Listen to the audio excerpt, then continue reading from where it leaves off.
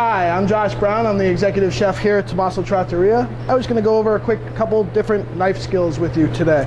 All right, we're going to start with how to clean and dice an onion, okay? As well as how to properly hold a knife. This is my favorite personal chef knife right here. I call him Excalibur. He's been through many culinary battles with me.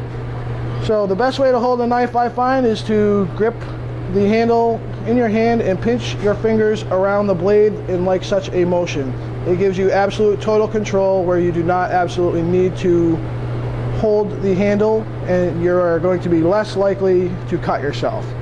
The other posture point that you're going to need to do is your hand on the other side. So holding your hand out like this, you run the risk of chopping your fingers off. So the best way to avoid that is to curl your fingers in like such a motion and tuck your thumb under. That way, when the blade rests against your fingers, you never really run the risk of injuring yourself that badly, no matter what. The worst that's going to happen is you might shave some skin. Anyways, moving on to the onion right here. We have a beautiful Spanish onion. So what we'll do to dice the onion is we're going to have to skin it. So I will usually chop just the bottom kind of tail off right there. Then we're going to cut it in half to peel it. So peeling it, I will usually find the first layer right here, which usually has kind of a little bit of a membrane on it. So I'll try to pull it off as best that I can so that it'll be easier for everybody to cut. You can always save this little piece on the outside for your stock if you're ever going to make a homemade stock. But anyways, moving on, I'll peel off the rest of this kind of membrane right here.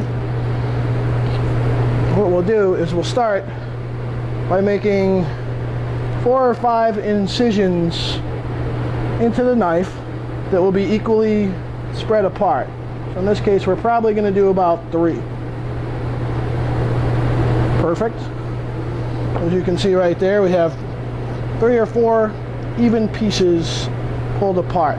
Then we're going to make incisions, not cutting all the way through the onion so that it will still hold together and make your life a lot easier to dice, equally apart.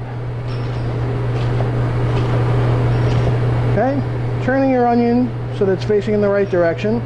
I like to use the other side. If you look at this from this angle, this is my guide right here to see how big I'm going to chop it. So if I move my knife over, whatever you see on the right side or the side you cut with your hand, that's realistically going to be the size in which you dice anything. So again, putting it back on the board, making sure your fingers are secure. You go right down in that order.